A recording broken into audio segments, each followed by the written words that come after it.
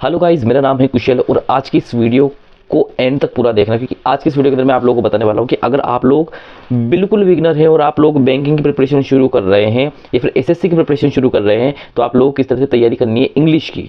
ठीक है, मैं ये वीडियो इसलिए बना रहा हूँ जो बिल्कुल बिगिनर हैं, जो अभी शुरुआत में कदम ही रख रहे हैं, उन बच्चों को ये वीडियो एंड तक पूरा देखना है। अगर आप लोग एडवांस हैं तो भैया इस वीडियो को यहीं छोड़ दो। ठीक है, तो हम शुरू करते हैं सबसे पहली स्टेप से। देखो, जितनी भी गवर्नमेंट एग्जामिनेशन है इसके अंदर आप लोगों को इंग्लिश को अच्छा करने के लिए मेरे हिसाब से तो आपको रीडिंग की बहुत ज़्यादा एक इम्पोर्टेंट थिंग है ये। ठीक है, सबसे ज़्यादा यही मैटर करता है कि आप इंग्लिश के अंदर कितनी ज़्यादा रीडिंग कर रहे हैं। ठीक, तो पहली जो स्टेप है वो ये होगी बिगनर्स के लिए कि आप लोगों को जो बच्चों की जो क्लास 8, 9, 10 की जो इंग्लिश की बुक आती है आप लोग वहाँ से शुरू करो। ठीक है, शर्माने वाली कोई बात नहीं, आप यहाँ से शुरुआत कर सकते हो। अगर आप लोगों को लगता है कि अरे बुक हमको कहाँ मिलेगी ये वो ये, तो आप ऐसा कर सकते हो, जो कहानियाँ वाली जो बुक्स आती है ना बच्चों की, जो आपको अमेज़ोन पर या फ्लिपकार्ट पर मिल जाएगी, बहुत सारी स्टोरीज बुक आती है या फिर पोएम वाली बुक्स, आप वो बुक्स उठा सकते हो। बहुत अच्छी बुक्स होती है, वो बिल्कुल बच्चों वाली लैंग्वेज रहती है वहाँ पे।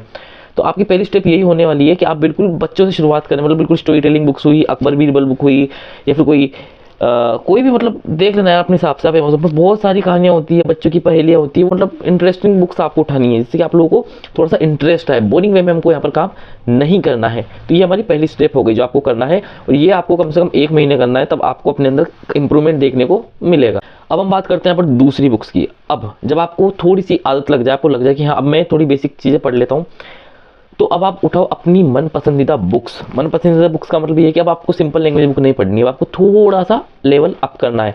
बहुत सारी बुक्स जैसे the power of your subconscious mind हो गया, चाणक्य नीति हो गई, तो ये कुछ ऐसी बुक्स है, बहुत सारे मैं नाम ले सकता हूँ यार बुक्स का, किसी भी बुक्स का मैं स्पॉन्सर नहीं कर रहा हूँ। तो आप लोग मतलब कोई माइंड से रिलेटेड, कोई बॉडी से रिलेटेड, कोई स्पिरिचुअल बुक ले लो। मतलब आप लोगों को थोड़ी सी अच्छी बुक लेनी है, अच्छी लैंग्वेज की बुक लेनी है, ताकि अब आप थोड़ा सा लेवल अप बूस्ट कर सको। ठीक है, लेवल अप कर सको। तो दूसरी स्टेप आपको क्लियर हो गया, आपको बुक्स पढ़नी है, ये भी आपको 1 महीने तक करते रहना है। 1 महीने तक मैं इसलिए कह रहा हूँ कि 21 दिन में किसी भी चीज़ की हमको आदत लग जाती है, तो आप लोग ये चीज़ कर सकते हो। ये हमारी 2 स्टेप्स हो। तीसरी स्टेप, और ये सबसे, इसको आप स्किप कर ही नहीं सकते भैया, ये है न्यूज़पेपर रीडिंग। अब न्यूज़पेपर कौन सा पढ़े? न्यूज़पेपर आप कोई सा ही पढ़ सकते हो, द हिंदू पढ़ सकते हो, टाइम पढ़ सकते हो, मतलब टाइम्स, इंडियन टाइम्स, जो भी न्यूज़पेपर आते हैं वो सब, जहाँ पर जो भी आपको न्यूज़ दिखे, जहाँ जिस न्यूज़ में आपको इंटरेस्ट हो वो न्यूज़ उठा करके खोल लो, पढ़ना शुरू कर दो। ग्रामर वामर गई भाड़ में, बाद की बात है ग्रामर वामर, बस आप रीडिंग करते रहो। मैं कह रहा हूँ रीडिंग इज़ वेरी इंपॉर्टेंट, आपको ये सब करना ही पड़ेगा अगर आप लोगों को इंग्लिश अच्छी करनी है तो। क्योंकि अगर आप लोग रीडिंग नहीं करोगे ना तो मेंस के अंदर आपकी वाट लग जाएगी, क्योंकि मेंस के अंदर आते हैं बड़े बड़े बड़े पैराग्राफ्स। तो आप लोगों को वो करने के लिए आपकी रीडिंग स्किल, आपकी अंडरस्टैंडिंग स्किल्स बहुत अच्छी होनी चाहिए।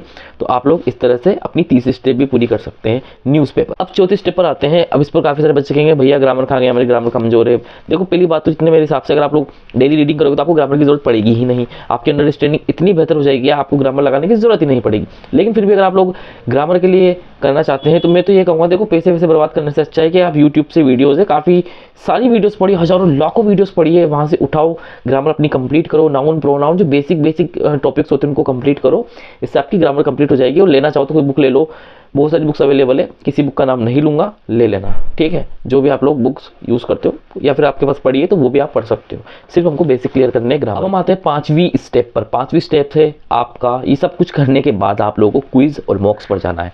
ठीक है, फिर आपको बस इसी से प्रैक्टिस करनी है। आपको रीडिंग की आदत लग चुकी है, डेली बेसिस पर आप न्यूज़पेपर पढ़ते रहिए और आर्टिकल्स वगैरह पढ़ते रहिए, बहुत सारी एप्लीकेशंस आती है वो, और अब आपको साथ में डेली क्विज लगानी है। बहुत सारी एप्लीकेशंस अवेलेबल है, अड्डा हो गई, प्रैक्टिस मॉक हो गई, टेक्स्ट बुक हो गई, गाइडली हो गई, इनमें दबा करके क्विज भरी पड़ी, दबा करके करते करते थक जाओगे, क्विज खत्म नहीं होगी। अब मैं बता दूं, डायरेक्ट 4th स्टेप पर, 5th स्टेप पर मत जाना। आप लोग पहले स्टार्टिंग से, मैंने जो बताया, बिल्कुल बेसिक से यहाँ तक आओगे ना तो खुद ब खुद अपने अंदर बहुत बड़ा चेंजेस फील करोगे।